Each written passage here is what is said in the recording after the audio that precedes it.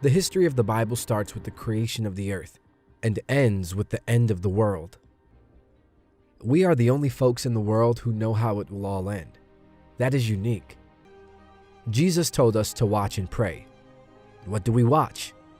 We cannot stand still and watch the clouds to wait for him to appear. That is not what he meant. He meant, keep an eye on what's going on in the world and see what signs I gave you to help you prepare. Signals are the signs. Matthew 24, 3-36.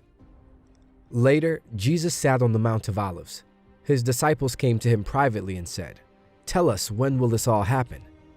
What sign will signal your return and the end of the world?" Jesus told them, "Don't let anyone mislead you, for many will come in my name, claiming I am the Messiah. They will deceive many, and you will hear of wars and threats of wars, but don't panic. Yes, these things must take place, but the end won't follow immediately. Nation will go to war against nation, and kingdom against kingdom. There will be famines and earthquakes in many parts of the world. But all this is only the first of the birth pains, with more to come. Then you will be arrested, persecuted, and killed. You will be hated all over the world because you are my followers. And many will turn away from me and betray and hate each other. And many false prophets will appear and deceive many people. Sin will be rampant everywhere, and the love of many will grow cold. But the one who endures to the end will be saved. And the good news of the kingdom will be preached throughout the whole world, so that all nations will hear it, and then the end will come. The day is coming when you will see what Daniel the prophet spoke about, the sacrilegious object that causes desecration standing in the holy place. Reader, pay attention. Then those in Judea must flee to the hills. A person out on the deck of a roof must not go down into the house to pack. A person out in the field must not return even to get a coat. How terrible it will be for pregnant women and for nursing mothers in those days. And pray that your flight will not be in the winter or on the Sabbath, for there will be greater anguish than at any time since the world began, and it will never be so great again. In fact, unless that time of calamity is shortened, not a single person will survive. But it will be shortened for the sake of God's chosen ones.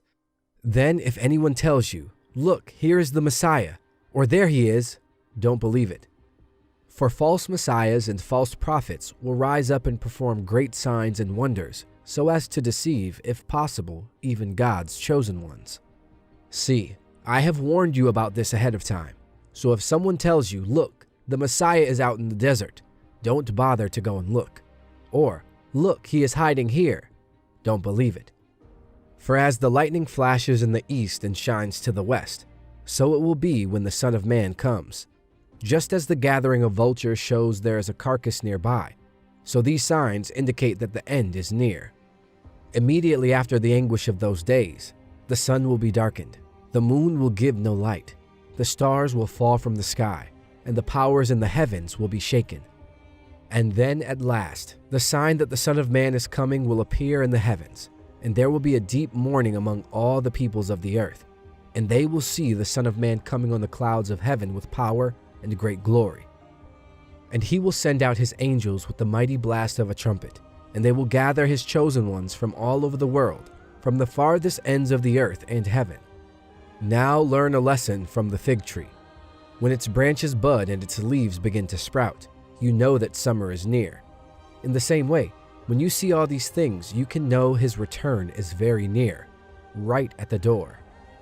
I tell you the truth, this generation will not pass from the scene until all these things take place.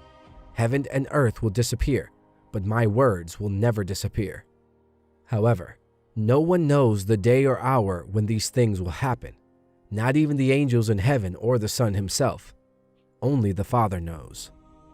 Now, in that passage, he gave 4 distinct signs of his coming. So, what exactly are these 4 signs he gave us? The first is clearly disasters in the world, and he mentions, for example, wars, famines, and earthquakes. These are certainly happening, but they have been happening for over 2,000 years. They are getting more intense. So we certainly are in this first sign. There are already wars, rumors of wars, earthquakes, and famine. Jesus says, don't be deceived. He says that again and again, all the way through. As we get nearer to the end, the danger is deception, both inside and outside the church. The second sign of his coming is not in the world, but in the church. Disasters in the world are the first sign. The second is changes in the church.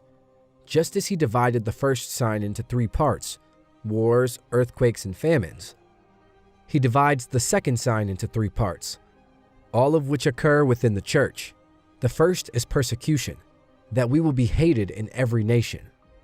The second aspect of this sign would be a significant reduction in the church's size. Most people's love will grow cold.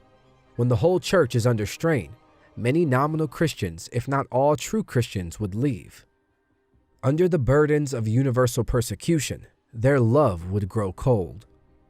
That's a very depressing sign. The big surprise in the third part of the sign is that the gospel will be preached to every racial group. Christians are social misfits, so there would be hatred. The world does not belong to us. Our citizenship is in the heavenly realms. We are unique, and it is because of our uniqueness that hate can arise. Since Jesus was so different from everyone else, he drew hate against himself. John 15:19.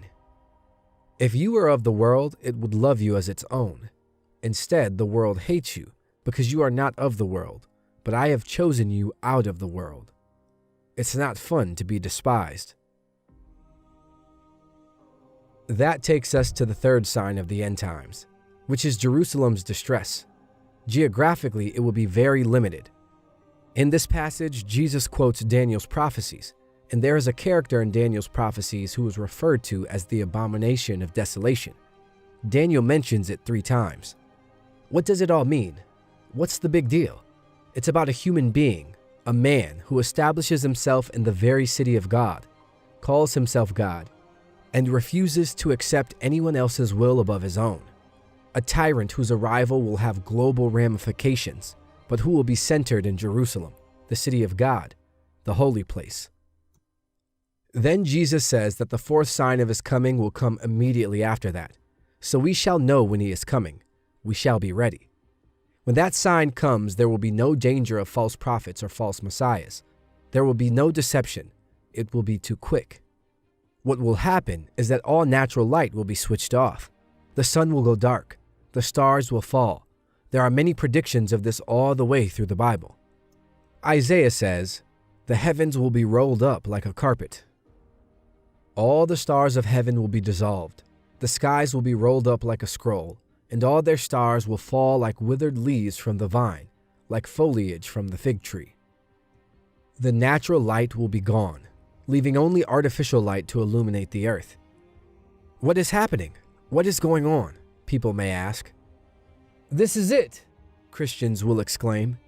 The sun, stars, and moon stop shining right before that happens. God turns off the lights of heaven to prepare for the blaze of light from the lightning that will mark his return. Then he comes on the clouds back to the planet Earth, and we meet him. In closing, our question for the day: what's a worship song that has helped you feel closer to God?